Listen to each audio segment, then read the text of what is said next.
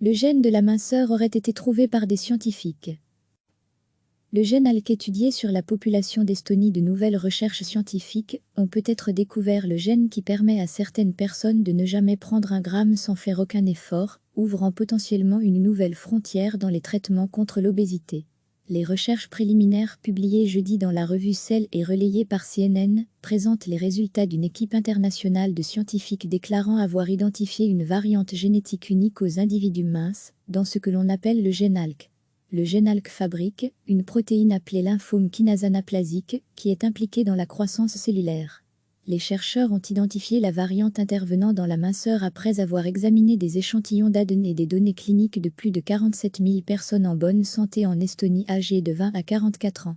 La biobanque estonienne est unique dans ses détails, a déclaré l'auteur principal Joseph Péninger, professeur au département de génétique médicale et directeur du Life Science Institute de l'Université de la Colombie-Britannique.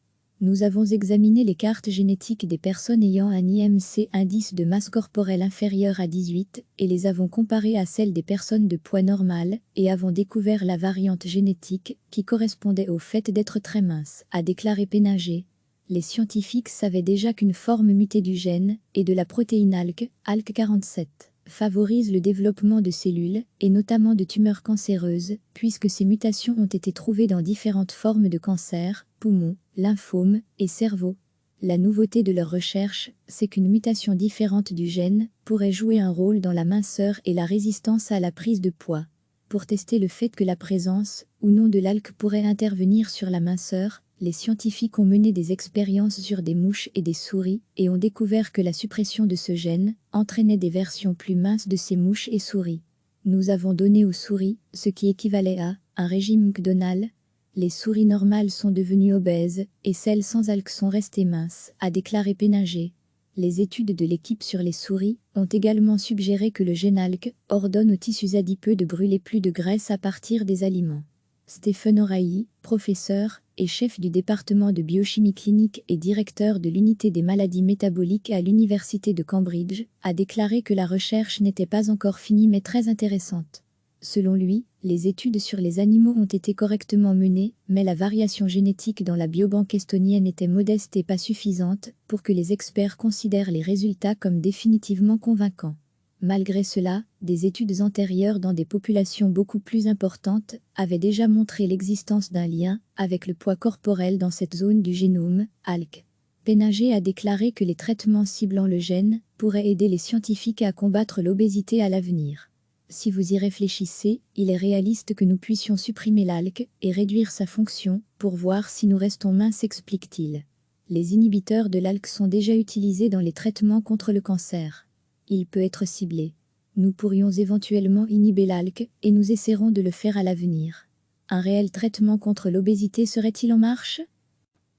De nouvelles recherches scientifiques ont peut-être découvert le gène qui permet à certaines personnes de ne jamais prendre un gramme sans faire aucun effort, ouvrant potentiellement une nouvelle frontière dans les traitements contre l'obésité. Les recherches préliminaires publiées jeudi dans la revue Cell et relayées par CNN présentent les résultats d'une équipe internationale de scientifiques déclarant avoir identifié une variante génétique unique aux individus minces, dans ce que l'on appelle le gène ALK.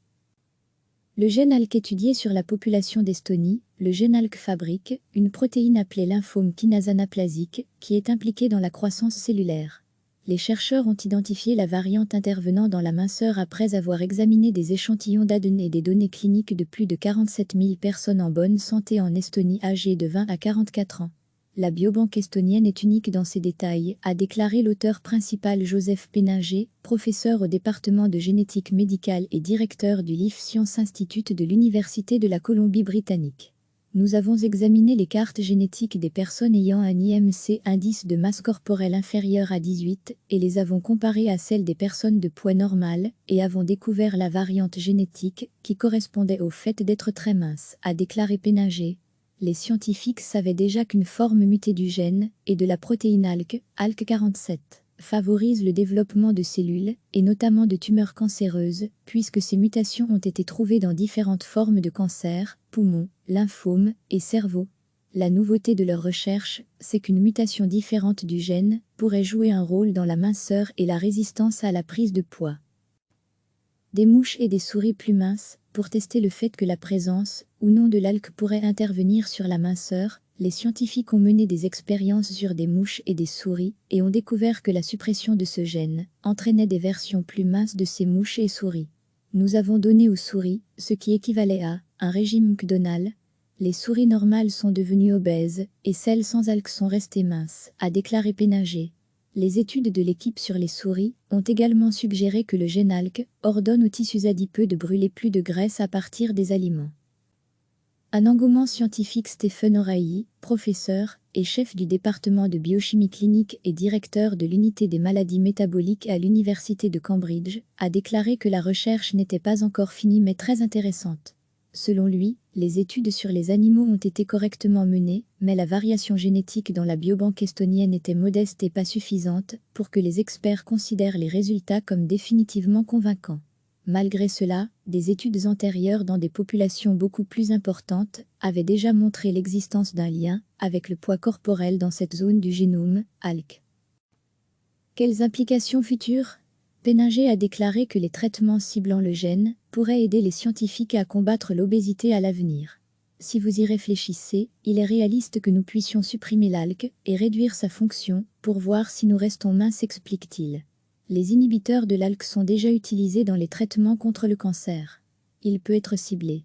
Nous pourrions éventuellement inhiber l'ALK et nous essaierons de le faire à l'avenir. Un réel traitement contre l'obésité serait-il en marche ? Cliquez sur s'abonner pour recevoir les dernières nouvelles.